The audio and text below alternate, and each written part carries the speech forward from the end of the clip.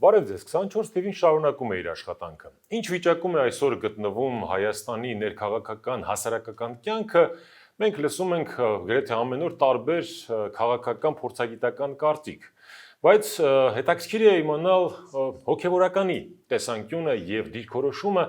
այս ամենի վերաբերյալ։ Այսօր լսելու ենք հոգևորականի տեսակետ, այն էլ ինչպիսի հոգևորականի։ Եվ այսպես, Շիրակի թեմի առաջնորդ Միքայել arczepiskopos Աջապահյան։ Օրհնեցեք խնդրեմ։ Աստված օրհնի։ Շնորհակալություն հրավերն ընդունելու եւ մեզ ժամանակ հատկացնելու համար։ Սրբազան, մեջբերում եմ այսօր վարչապետի ուրեմն խոսքը ազգային ժողովում հնչեցրած։ Լավ, թուրքերը թշնամի են, բայց այդ թշնամությունը ինչ ենք անելու։ Թշնամի լինելով հանդերձ պետք է ստեղծենք դիվանագիտական հարաբերություններ, առևտուր անենք եւ դրսում թշնամի տեսնելուց պետք չէ թուր ու թվանք անել եւ սպանել։ Հիշեցնեմ, խորհրդարանում ասել է Նիկոլ Փաշինյանը։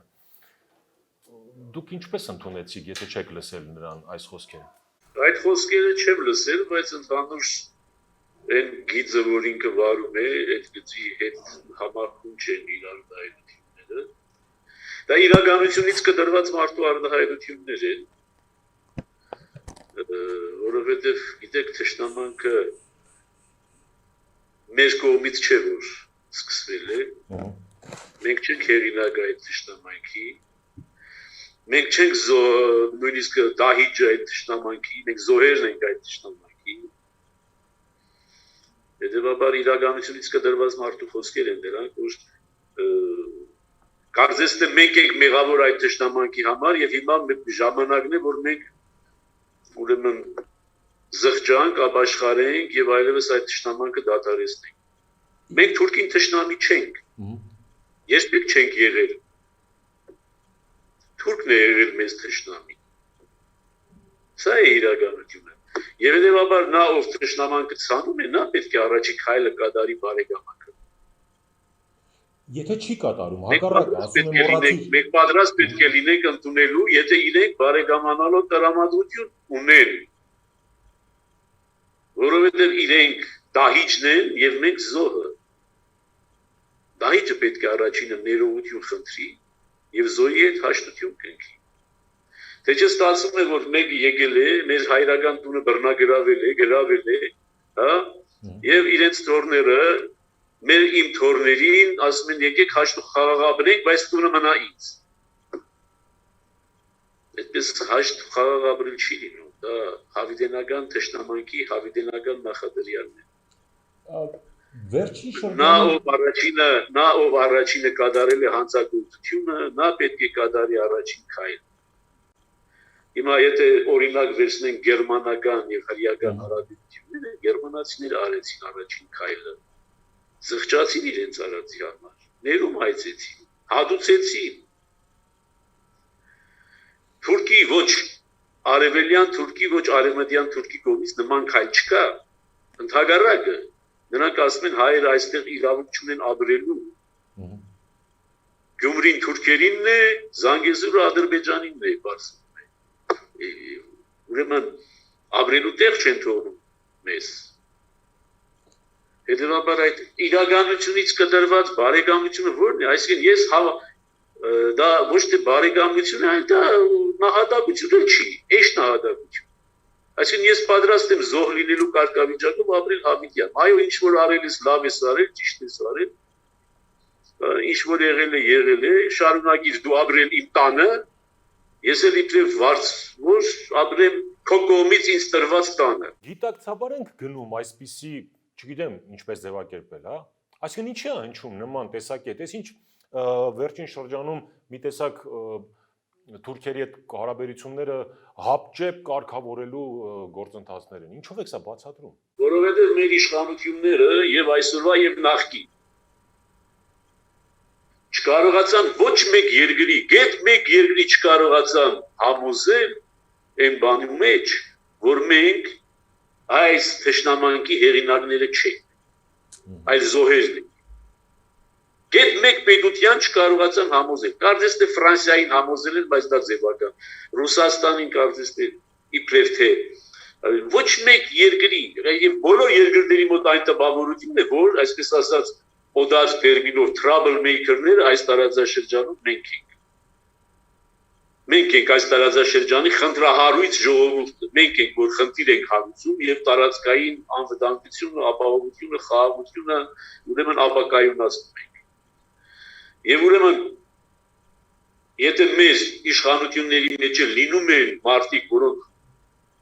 կարծես կամ պարտադրված կամ կամավորապես ընդունում են այդ տեսակետը, բնականաբար պիտի քայլեր կատարեն այդ իրականությունը շտկելու։ Եվ ո՞րն է այդ քայլերը շտկելու ուղղությամբ, այսինքն ասել որ հա լավ ներողություն, մենք ինչ որ արել ենք, սխալ ենք արել, որ Ղարաբաղը ոչ թե ազատագրել ենք, այլ վերաբերել ենք, հա, սխալ ենք արել, որ թուրքերին թշնամի ենք համարել, սխալ ենք արել, որ Վան եւ Մուշ ենք երկել, Նախիջևան ենք ցանկացել, հա, հիմա այլևս չենք ցանկանում, բոլոր խնդիրները դնում ենք մի կողմ, հաշտ եւ խաղաղ ապրում ենք։ Սա ոչ թե պարտվողականություն է, սա ընդհանրապես աղետ է։ Եթե հայ ժողովուրդը պետք է իր ունեցվածք 9/10-ը զիջի Թուրքին եւ հետո ասի եւ ինքն նախաձեռնող լինի, որ արի ես մի 10-ն էլ մի խլի, ես քեզ հետ պատրաստ եմ հաշտ ու խաղաղ ապրելու, ասա լուծման եղանակ է, բայց արդյոք ճիշտ լուծում է։ Սա նշանակում է, որ մենք վերջնական ընդունում ենք, որ մենք ի վիճակի չենք մեր հարցերը լուծելու, որ մենք ողորմելի ենք, հա, եւ իբրև ողորմելի ասում ենք լավ, թուրք, մենք ընդունեցիք մեր ողորմելիությունը, արի մեզ հետ շփվի իբրև ողորմելու։ Մեծ առումով այդպես չի։ Հիմա այսօրվա իրավիճակը այդպես է։ Բայց դա մենք օրինականացնում ենք, ֆիքսում ենք, դարձնում ենք հավիտենական։ Այսօր ինչ-որ դիտեցի են, որ մեր ազգը ապագա ունի, եւ մենք այդ ապագան կերտելու ենք, ասում եք, չէ՞։ Այո, ես հենց դա եմ ուզում մեջ բերել։ Ապահարում էին այդ ապագայի համար, այդ ո՞րն է այդ ապագա։ Ես դες եմ ուզում հարցնել։ Այս 30,000 քառակուսի կիլոմետրը դրանից դուրս մենք հայրենիք ոչ ունեցել ենք, ոչ ունենք։ Հիմա տեսեք, ես ինչ-որ ասում եմ, ես միլիտարիստական բան չեմ ասում, ես չեմ ասում, որ մենք անպայմանորեն զենքով, ինչպես Ալիևն էլ ասում, ես ոչ չեմ ասում, որ տանկերով պիտի մտնենք Երևան։ Ես էլ ոչ չեմ ասում, որ անպայմանորեն ռազմական ուղիով պետք է լուծվի այս ամեն ինչը, մենք պիտի Ստամբուլը դարձնենք արյանցով կամ եւ այլն։ Այդպիսի բան ես չեմ ասում։ Բայց Նախիջևանի խաչքարերը մերն էին, թե մերը չէին։ Կարսի Արաքելոց եկեղեցի մերն է, թե մերը չի։ Աղթամարը մերն է, թե մերը չի։ Դրանք Թուրքիայի ժառանգությունն են եւ թուրք ժողովրդի ժառանգությունն են, թե մեր ժառանգությունն են։ Ղարաբաղում թողնված Ծիծեռնավանքը, Գրջավանքը եւ մյուս այն վանքերը, որոնք հիմա ադրբեջանական իշխանության տակ են, դրանք մեր ժառանգությունն են, թե ադրբեջանական ժողովուրդ։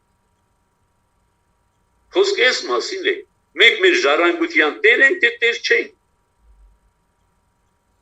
Որովհետև եթե մենք մոտենում ենք այդ ուղղությամբ, ասում ենք, որ այ Նախիջևանի, Ադրբեջանի եւ Թուրքիայի տարածքում ինչ-որ կա, դա թուրք ժողովրդի սեփականությունն է։ Ուզենա կկործանի, ուզենա կքանդի, ուզենա կձևափոխի, ուզենա կտրամադրի ուդիներին, չի ուզենա չի տրամադրի կդարձնի մզկիթ, որովհետև դա թուրք ժողովրդի ժառանգությունն է։ Մենք համաձայն ենք դրան։ Արցախը ունի ապագա, Հայաստանն ունի ապագա եւ մենք միասին պետք է կերտենք այդ ապագան։ Դուք էլ ասացիք։ Փաշինյանն է ասել։ Որ ապագայի մասին է խոսում Սրբազան։ Աշուտ գիտես, ցանկացած ժողովուրդ ունի ապագա, բայց այդ ապագայում ինչ է գրվել։ Դժբախտություն, թշվառություն, թե երջանկություն, աշուտ ապագա ունի։ Դա մերգապարանոց դեմագոգիկ հայտարարություն ապագա։ Բոլոր ազգերն ունեն ապագա։ Քրդերն ունեն ապագա, եզդիներն ունեն ապագա, ասորիներն ունեն ապագա, ղպտի ժողովուրդներն ունեն ապագա, պապուասներն ունեն ապագա։ Այդ որ ժողովուրդ ապագա չունի։ Անապագա ժողովուրդ չկա։ Նույնիսկ 10,000-անոց 100 հոգի մնացած ժողովուրդները կարող են ապագա ունենալ, բայց ապագա ասելով ինչ ես հասկանում։ Եթե դու ապագա ասելով հասկանում ես կքած ապրել այս տարածաշրջանում, միշտ վախեցած, միշտ սարսափած, ապավինելով Թուրքի, արևելյան եւ արևմտյան Թուրքի ողորմածությանը, ապավինելով պիտի ապրես, դա էլ է ապագա։ Պիտի ապրես առանց քո մշակույթի, առանց քո հավատքի, պարզապես ֆիզիկական գոյությունդ ապահովելով, դա էլ է ապագա։ Ապագան անխուսափելի է։ Այդ ապագանով կարող է կասեցնել, ոչ ոք չի կարող կասեցնել, բայց Ինչ ես գրելու այդ ապագայի մատյանում։ Վարչապետի այդ խոսքերից հետո բուրըն ծափահարություններ հնչեցին իշխող խմբակցության կողմից, բայց զուգահեռ իրականություն կա, Սրբազան, որտեղ զոհված կամ անհետ եւ գերեվարված զինվորների ծնողները փողոցներ են փակում, մարզպետարանի շենքեր են, ներխուժ, Այլ ապագայի մասը։ որպեսզի իրենց ձայնը լսելի լինի, այսինքն մենք որ երկրի մասին ենք խոսում, այս ինչ զուգահեռ իրականություններ են։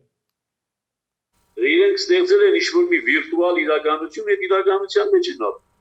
Այս պատգամավորները Իրենք այս չեն մտահոգում մարդկանց հայ ժողովրդի ցավերը։ Իրենք չեն ապրում հայ ժողովրդի մտահոգություններով, ազգային մտահոգություններով չեն ապրում։ Իրենց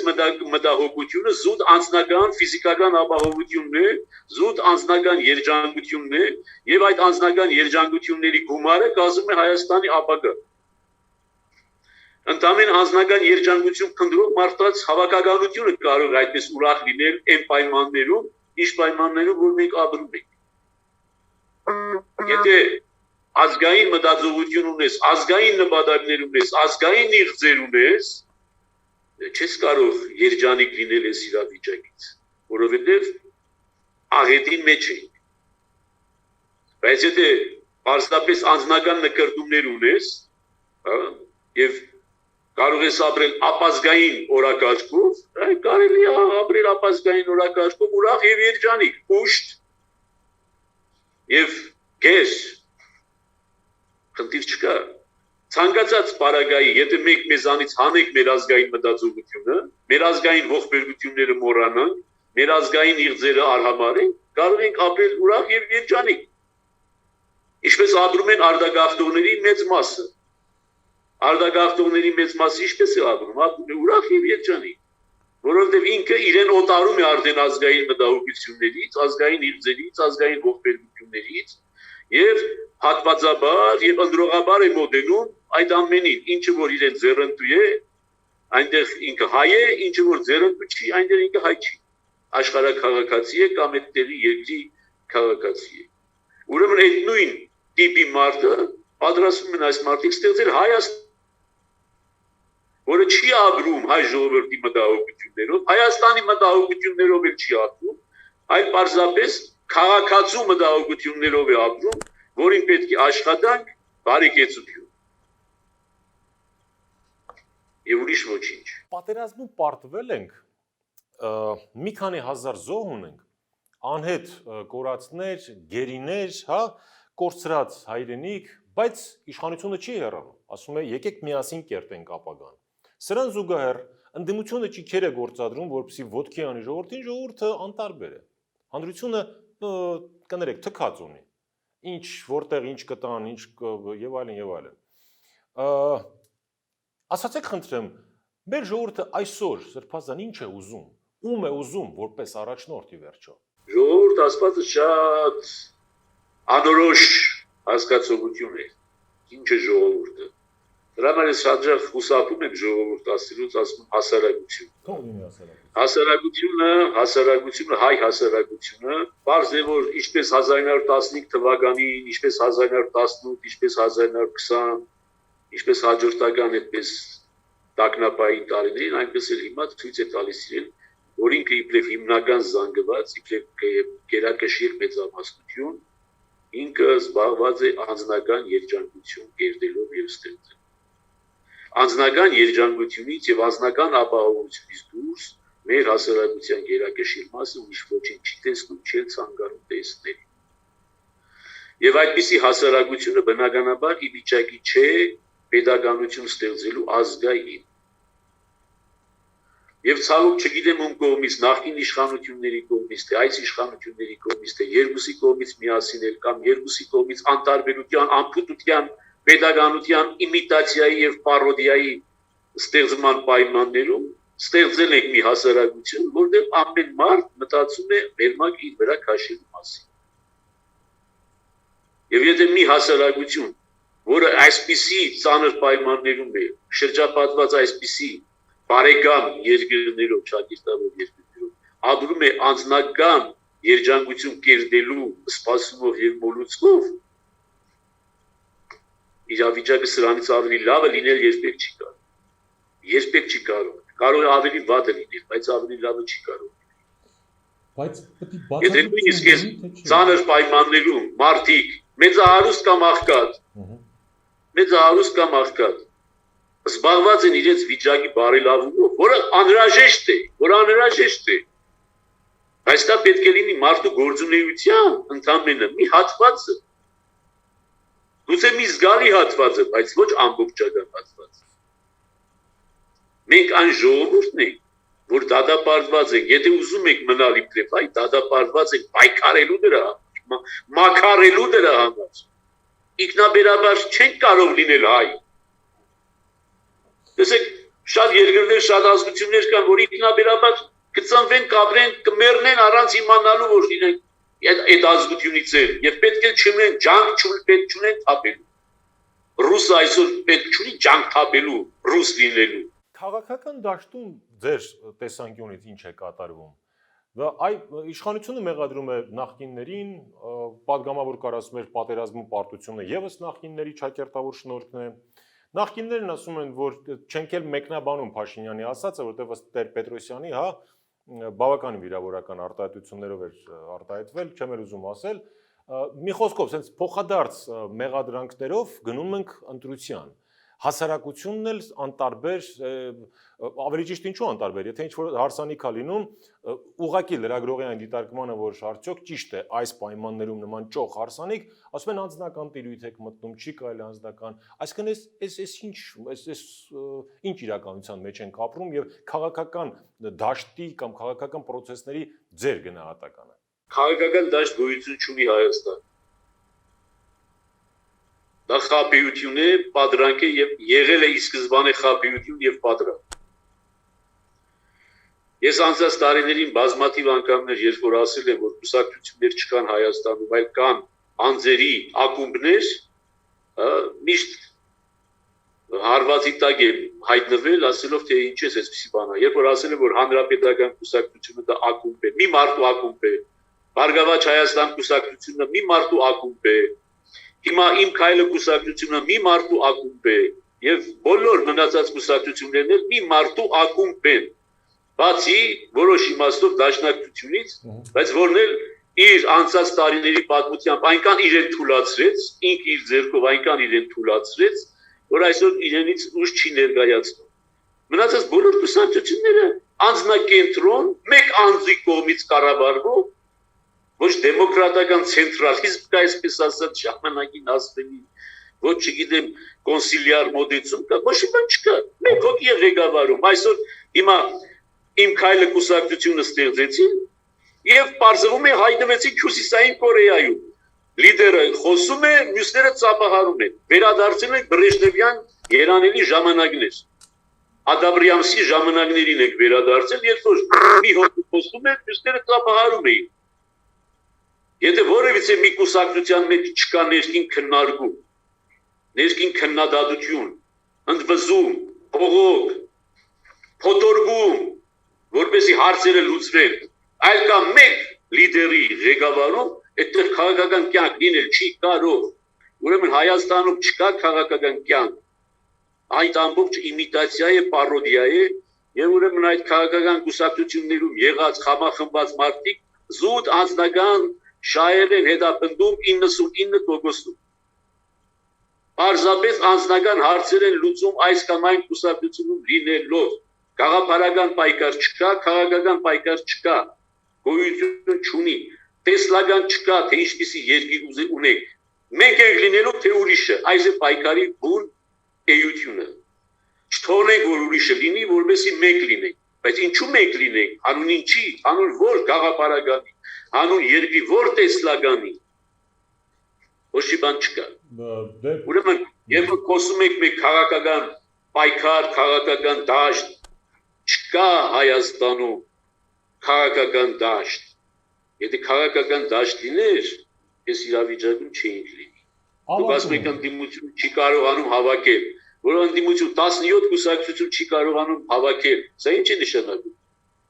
Սա ինչ է նշանակում։ Սա նշանակում է, որ այո, զավեշտի մեջ ենք։ Զավեշտ, որը կարելի է վերնագրել ողբերգություն։ Եվ հիմա երբ որ հոգեվորական խոսում է այն մասին, այ տեսեք քաղաքականությամբ է։ Եք ձեզանից ավելի շատ քաղաքականությամբ են կարողանում զբաղվել, քան դուք ինքները։ Դուք ընդամենը անձնական հաշիվներ եք լուծում իրար։ Եվ անձնական նպատակներ ունեք։ Գաք իշխանության, որովհետեւ բաժանեք այդ իշխանությունները ձերայինների, յուրայինների միջև։ Այս է ձեր ամբողջ նպատակը։ Ոչ մի տեսլական չկա, երբ ապագա ունեք։ Ինչ ապագա։ Որն է այդ ապագա։ Որտեղ պետք է լինի մարդը կուշտ եւ երջանիկ, որով չպետք է ունենա ոչ հավատ, ոչ մշակույթ, ոչ ինքնություն, ոչ պատմություն։ Բայց մեր ժողովուրդը լիդերներ է, չէ՞ ուզում, Սրբազան, օրինակ իրենք լիդեր են, առաջնորդ են փնտրում։ Փաշինյանը, չգիտեմ, Քոչարյանը, Ծառուկյանը, Կիրակոսյանը, Կարապետյանը, ինչ որ մարդկանց են փնտրում, փրկիչներ են փնտրում։ Ուրեմն ժողովուրդները լիդերի պետք են ունենում ճգնաժամային պահերի։ Եվ լիդերը ի հայտ է գալիս ճգնաժամային պահերի։ Մենք ցավոք այն ժողովուրդն ենք, որ ճգնաժամային պահերի լիդեր չենք ունեցել եւ չենք ունենում առ այսօր։ 15 թվականի լիդեր չենք ունեցել, 18-ին չենք ունեցել, 20-ին չենք ունեցել, չունեցանք այս 30 տարի, չունենք այսօր։ Ուրեմն ինչ որ ասում եմ կարող է խորը հուսահատական թվալ, բայց ախտորոշումը պետք է անել։ Ախտորոշումը պետք է կատարել։ Լիդերները հայտնվում են ճգնաժամային պահերի։ Հենց օրինակի համար մեր հարևան երկրում, չէ, երկրներում թուրքական միտեղ Աթաթյուրք հայտնվեց, ամենաճգնաժամային պահին, երբ որ խորտակված էր երկիրը։ Մաս արված էր այլևս։ Թուրքիան գոյություն չուներ։ Եվ հայտնվեց լիդերը, որ փրկեց այդ երկիրը թուրք ժողովրդի համար։ Նույն Ադրբեջանը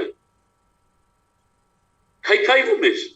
երբ որ եկավ մեր կողմից հեգնված, ծաղրված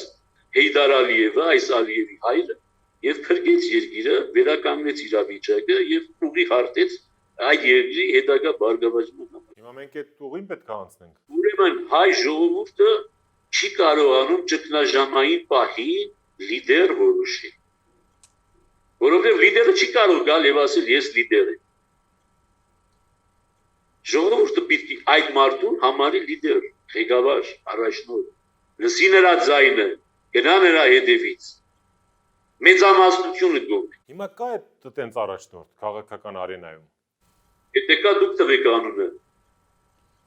Եթե կա դուք տվեք անունը։ Սպասում ենք, Եթե լիներ, արդեն տեսանելի պիտի լիներ։ հետևաբար ուր ենք գնում։ Տեսանելի պիտի լիներ։ Հետևաբար ուր ենք գնում եւ ինչ է մեզ սպասվում 1 րոպե։ Հիմա հենց եթե այսպես շարունակվի ոչ մի լավ տեղ չենք գնալու։ Գնալով խորտակվելու եք եւ լինելու է այն ապագան, ինչը նախատեսում է կամ կանխատեսում է կամ ուզում է այսօրվա վարչապետը։ Այդ ապագայի մեջ եք լինի։ Իսկ այդ ապագան շատ թշվառ ապագա է։ Այո, կարող է լինել կուշտ, փորերս կուշտ կարող է լինել, տագներս չոր կարող է լինել, բայց մենք իբրև ազգ կլինենք աշխարհի ամենաթշվառ ազգերից մեկը։ Եթե մենք իրոք չկարողանանք համախմբել մեկ գաղափարի կամ մեկ առաջնորդի շուրջ։ Ոչ գաղափար ենք ուզում, ոչ առաջնորդ ենք։ Մենք էլ չգիտենք ինչ ենք ուզում։ Այո։ Շնորհակալություն հարցադրույցի համար։ Հարգելի հեռուստադիտողներ, ես հիշեցնեմ 24 ուղիղ կապեր հաստատել Շիրակի թեմի առաջնորդ Միքայել arczepiskopos Հաջապահյանի հետ, ում հետ փորձեցինք հասկանալ Հայաստանում ստեղծված հասարակական քաղաքական մթնոլորտը, հնարավոր ելքել է ստեղծված իրավիճակից եւ ինչ է կատարվում մեր հանրության հասարակական տրամադրությունների հետ։ Շնորհակալություն նաեւ ձեզ ուշադրության համար։